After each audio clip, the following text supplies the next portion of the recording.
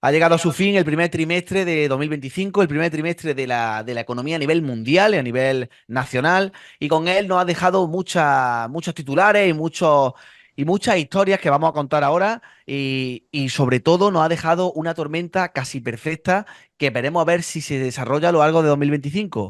Lo vemos.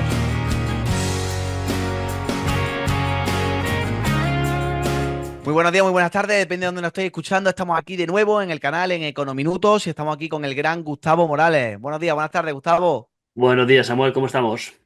Pues quería tratar contigo hoy un tema que está, vamos, es muy interesante porque acaba de cerrarse el primer trimestre de 2025, un trimestre que era de vital importancia para muchos analistas internacionales en lo que a economía se refiere, porque iba a marcar lo que iba a ser el año 2025, ya no solo en materia económica a nivel nacional, sino sobre todo a nivel mundial, ya que había gran incertidumbre con el presidente electo en Estados Unidos, que ha sido Donald Trump, y también obviamente con la tendencia que tomaba la economía argentina. Esas dos potencias iban a marcar el devenir de lo que iba a ser 2025. Y ahora cerrado el primer trimestre, Gustavo, ¿qué tendencia crees que tomará debido a las políticas ejecutadas, tanto por Milei y por Trump? ¿Qué tendencia crees que tomará en este 2025 la economía?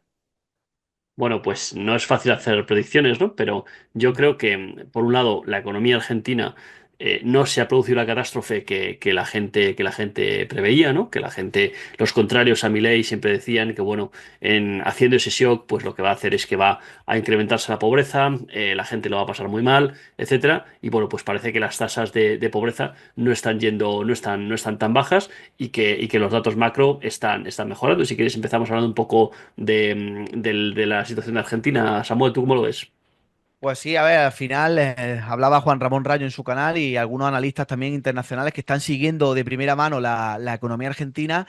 Al final el dato mata el relato, Gustavo. Lo hemos comentado tú mucho, es una frase que a ti te gusta mucho y al final los índices de pobreza que se están viendo en Argentina llevan décadas sin verse. Los indicadores económicos dicen una cosa que es verdad que todavía al día a día de la gente no se traslada, pero no se traslada, Gustavo, por una frase que también me gusta a mí mucho, recalcar que en economía nada es inmediato, pero al final todo llega. Y eso significa no solo en los datos que son malos o en las tendencias que son negativas, en las positivas igual. Entonces, ¿cuándo saldrán las flores o los brotes verdes de la economía argentina? Bueno, ya han salido algunos, que lo hemos visto y somos partícipes de ellos, pero yo creo que a lo largo de este año se irán viendo ya no el brote verde, sino la flor, Gustavo. Y yo creo que será algo positivo, ya no solo a nivel nacional de la política argentina, de la economía argentina, sino a nivel internacional, porque Argentina es productor mundial, por ejemplo, de soja o de carne, y eso caerá en redundancia a las economías como por ejemplo la nuestra, Gustavo. Y luego tenemos el caso de Donald Trump, que parece que sí que se van cumpliendo esas previsiones, esas amenazas que él hacía sobre los aranceles, ¿no? Es decir, que no era como algunas veces hemos aquí pues elucubrado, ¿no? Que si eso es un arma política para conseguir otras cosas, parece que los aranceles van para adelante y vamos a tener que convivir con ellos. Samuel, ¿tú eso cómo lo ves? Pues bueno, al final lo veo una partida de ajedrez en el tablero de la geopolítica mundial. Al final, Donald Trump se ha sentado esa partida más tarde que otros actores y al final ha tenido que pegar un puñetazo encima de la mesa. Veremos a ver cómo le sale la partida. Aprovecho también para decir, Gustavo, que por esta política arancelaria de Estados Unidos, uno de los presidentes de una de las empresas más grandes aquí local de Córdoba, que se llama Cunex Cooper, que es una empresa que factura miles de millones de euros y que se dedica al sector del cobre, de la metalurgia, decía que este tipo de política arancelaria puede venir bien para que Europa haga más Europa. Y digo yo no sé si servirá para que Europa haga más Europa, pero lo que sí tiene que servir es para también hacer un poco de autocrítica y ver hacia dónde se estaba dirigiendo Europa, porque al final, Gustavo, y creo que coincidirás conmigo, esta política arancelaria que está llevando a cabo Estados Unidos no es ni más ni menos la consecuencia, en algunos aspectos, de lo que nosotros estamos haciendo como economía continental. Entonces, no me sorprende la política que ha llevado Trump, porque desde Europa ya se estaban poniendo muchas regulaciones y un marco regulatorio que impedía competir y comerciar con algunas partes del mundo como era Estados Unidos. No sé tú qué piensas. Sí, yo creo que la Unión Europea, pues de alguna manera, no tiene las cosas del todo claras, ¿no? O sea, va dando un poco bandazos. Por un lado, queremos quitar las aduanas internas para comerciar, porque pensamos que el comercio es bueno, y luego queremos comerciar también con otros países de fuera, y entonces nos encontramos con que, claro, son más productivos que nosotros, y entonces la balanza comercial se deteriora, nos hacemos más dependientes y luego pues nos queremos, digamos, mantener un estado del bienestar muy generosos Ujú. sin gastar en defensa, ¿no? Usar el gasto de defensa, usarlo en nuestros estados de bienestar, claro. Y entonces, dependiendo entonces un poco de la defensa de la OTAN, donde el que lleva la voz cantante es Estados Unidos, ¿no? Entonces, claro, había un momento en el que algo debía pasar y todo esto sin mencionar que la economía europea había estado dopada por el uso de gas ruso, Ujú. pues relativamente barato durante muchos años, ¿no? Entonces, hay ahora pues una serie de cambios en las que se ve que todo eso, pues ya empezamos a no contar con ello y Ujú. entonces pues toca reacomodarse, ¿no? Entonces, en ese reacomodo, pues claro, pues, pues Trump también tiene sus estrategias y sus ideas de lo que él quiere hacer y claro, pues poner los aranceles, pues de alguna manera nos hace daño porque nos dificulta exportar, pero lo que tenemos que pensar es que, bueno, pues tiene que ser una oportunidad también para buscar otros mercados, para buscar otros socios comerciales y saber que como dice Jesús Huerta de Soto, ¿no? El mundo no es un porvenir, la vida es un por hacer, ¿no? Entonces ahora toca hacer, ¿no? O sea, no podíamos pensar que nos podíamos quedar sentados esperando a ver que seguir que todo siga igual y que todo avance igual, sino que toca tomar decisiones y ser proactivos, Samuel. Por supuesto, estoy de acuerdo con ello y además también te digo, Gustavo, que es un tema que se irá viendo con respecto al paso del tiempo. Es lo que tú decías al principio de este Econominutos, no tenemos una bola de cristal, no podemos anticipar porque al final los mercados no es ni más ni menos que la consecuencia de la acción humana. Y como acción humana, Gustavo, te pregunto, ¿tú crees en la magia, Gustavo?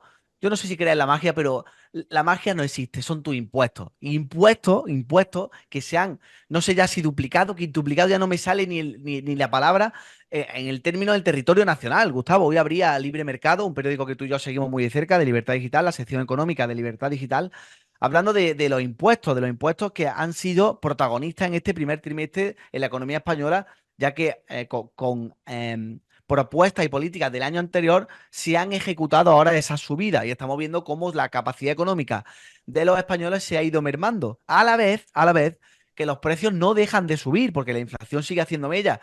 Es verdad que no ocupa ni copa titulares tan jugosos como copaba antes porque ya se hacían dos dígitos o incluso cifras muy altas, pero es verdad que la economía sigue adoleciendo de inflación y de subida de precios, a la vez también, ya si cabe, que la productividad sigue estancada y los salarios siguen siendo los mismos, Gustavo. Yo creo que esa es una de las notas que nos deja este primer trimestre la economía española y que sigue lastrando la capacidad económica de nuestra economía. Sí, efectivamente, ¿no? Ahí hay una cuestión y es que se está abriendo una brecha, ¿no? Entre los datos nominales de la macroeconomía, ¿no? Que no Ujú. están mal o que no son malos, hay que decir. España está creciendo más que otros países de nuestro entorno en términos del PIB y eso es Ujú. una realidad. Ujú. El paro en España está ya en unos niveles que posiblemente esté ya rozando el paro estructural, es decir, que el paro que hay ya no se puede reducir porque simplemente los trabajadores que quedan en paro no tienen los conocimientos adecuados para cubrir las vacantes que hay en inteligencia artificial, en muchas cosas muy avanzadas y el parado español que queda, que no ha conseguido trabajo, no tiene la capacidad para ocupar esos puestos. Entonces llega un momento en el que realmente tengo dudas de que el paro pueda bajar mucho más allá del 10% donde está ahora, como mucho un punto o no mucho más, puede llegar al 9% y eso sería de alguna manera una forma de hablar, una especie de pleno empleo español, ¿no? Es decir, que estaríamos en ese sentido mejor que nunca y bueno, pues a raíz un poco de las lluvias de marzo de 2025, la gente ha estado más en casa y hay algunas cuestiones de la inflación que se han moderado un poco en el último mes, aunque como dices, veníamos de una subida bastante prolongada, con lo cual, bueno, que se modere un poco la inflación no alivia la subida de los precios, ¿no? Entonces, hay algunas métricas que no están del todo mal y sin embargo hay otras cosas que se observan, vemos en la calle, que sí que están rematadamente mal, ¿no? Ya lo hemos comentado aquí, ¿no? Cómo se envejece el parque automóvil español, ¿no? La querencia de los españoles por las marcas blancas. que no tiene querencia en algunas industrias, en algunos sectores, como la comida para niños o los alcoholes, porque ahí no se fían, pero que en el resto de las cosas, pues se ha tirado un poco la toalla y se va a la marca blanca directa, ¿no? Y bueno, y porque no quiero dejar también de mencionarlo, que el Zoo de Madrid se ha visto incapaz de mantener la familia de 8 delfines que tenía, porque no puede hacer las inversiones que hacen falta para tener los tanques en las condiciones que ahora se exigen, ¿no? Y entonces, ¿dónde han acabado la familia de delfines, Samuel? ¿Dónde han acabado los 8 delfines? Pues han acabado en un delfinario en China, ¿no? Que es, digamos, un poco la muestra, ¿no? De cómo se está cambiando ese polo económico del mundo, se está girando hacia el oriente, nos estamos quedando atrás, y a pesar de que los datos macroeconómicos sean buenos, yo creo que se refleja un poco en el día a día de la gente, las cosas que vemos, que la economía no va tan bien, o a la gente no nos va tan bien como la macroeconomía sugiere, Samuel. Tú mismo lo has dicho, Gustavo, al final es muy fácil generar un discurso alrededor de unos datos macro que pueden digerirse y comunicarse de distintas formas. Es verdad que los datos macros pueden ir bien, pero si rasca un poco ves que el 40% del crecimiento, de ese del que tú hablabas, del 40% de nuestra economía desde 2018 es prácticamente del sector público. O sea, eso ya denota gran parte de que el crecimiento nuestro no es positivo ni es productivo, nunca mejor dicho.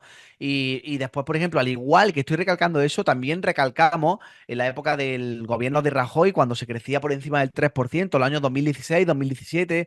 En esos años yo también escribía y decía que con todos los vientos de cola de la economía internacional, que España creciera un 3% era poco.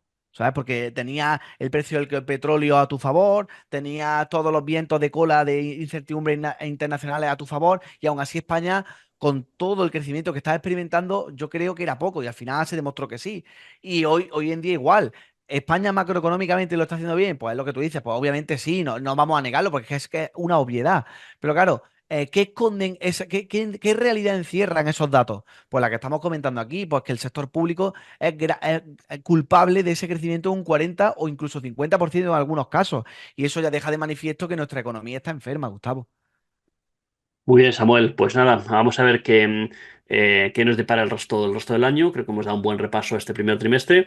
Y nada, encantado de seguir aquí dando esta actualidad contigo. Aquí estaremos para contarlo, Gustavo. Saludos. Saludos, Samuel. Chao. Chao.